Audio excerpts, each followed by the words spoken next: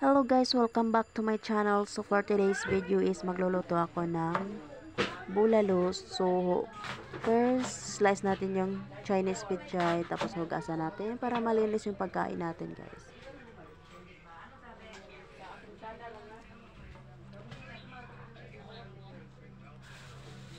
So yung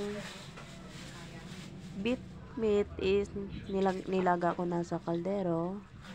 Tapos nilagyan ko pala siya ng tinidor kasi sabi nila madali daw mag-stuff yung meat pag nilagyan ng tinidor sa loob.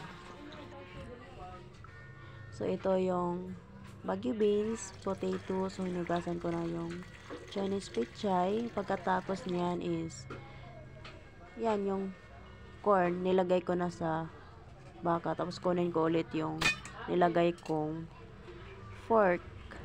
Lagay ko na din yung potatoes.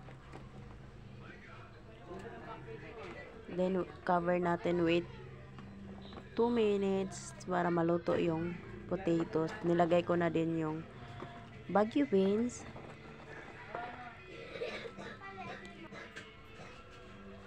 At nilagay ko na din yung Chinese pichay natin. Nilagyan ko na pala siya ng asin, tapos beef cube guys. Sorry, hindi ko na videohan. Pero tapos na yung timplahan guys. Nilagyan ko ng asin at beef cubes. Then cover. Hintayin natin maluto yung Chinese pichay. And serve. So, ayan guys, luto na siya. So, yummy, so good.